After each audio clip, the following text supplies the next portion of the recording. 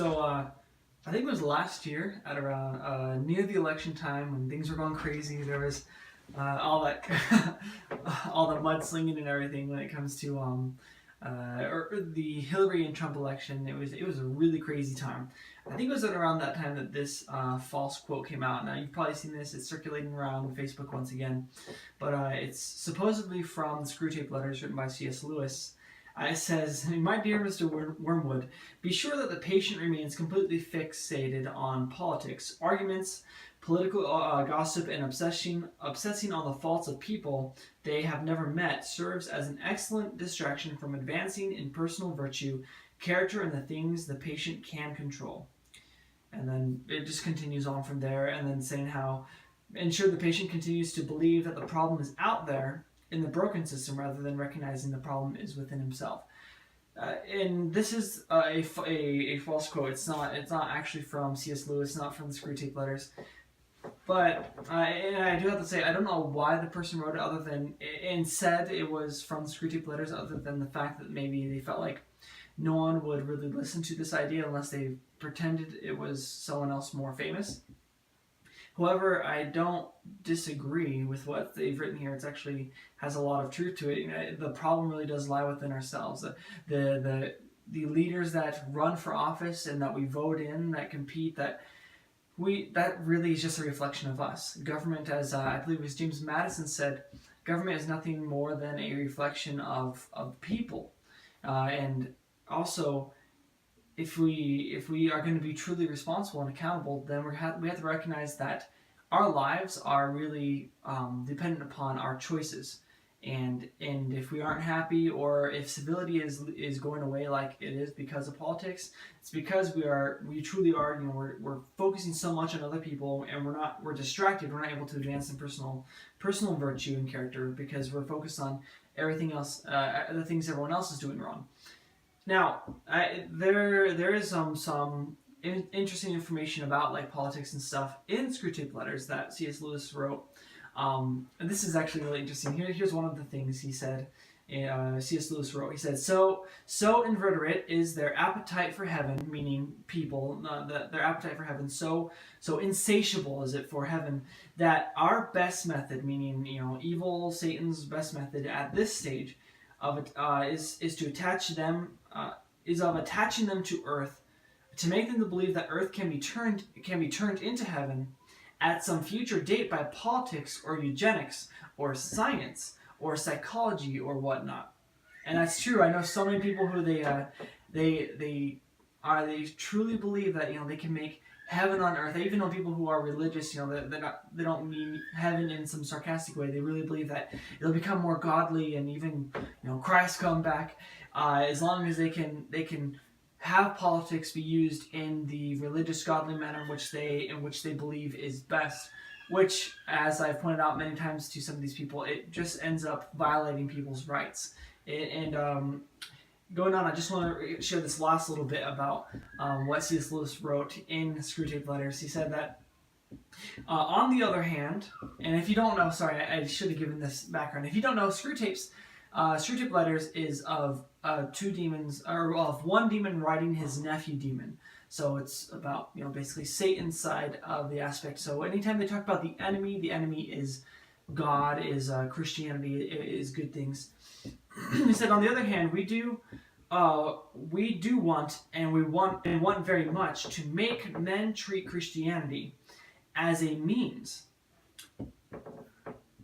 preferably, of course, as a means to their own advancement, but failing that, as a means to anything, even to social justice. Now, if you notice, politics is becoming more and more this way. It's definitely started with the Democrats for decades now, where they feign to be so morally better, morally correct and superior to everyone else, and they'll do that by saying, well, I believe in God, I'm a Christian. It wasn't even that long ago that Nancy Pelosi, was who continually mocks anything godly, anything Christian by everything that she does. Says that my God says that I should.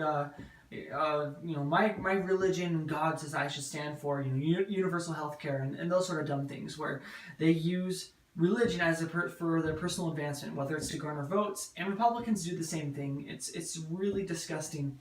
And but I love how it says, that they'll use it for personal advancement, also to even advance a social justice. That's a really big topic today. The thing to do is to get a man at first to value social justice as a thing which the enemy, or Christianity, or God, demands. So it said to convince human beings, to convince us that our religion demands social justice, and then work for him on that stage at which he values Christianity because it may produce social justice. So only valuing their religion, only valuing Christianity because it might produce this political and this social justice that they want. Continuing, he says, for the enemy will not be used as convenience, or Christianity will not be used as convenience. Men or nations who think they can revive the faith in order to make a good society might just as well think that they can use the stairs of heaven as a shortcut to the nearest chemist's shop. Fortunately, it is quite easy to coax humans around this little corner. This is really true. We take and I've said this many times before, we take our political beliefs and then we try to force our religious beliefs to fit into them.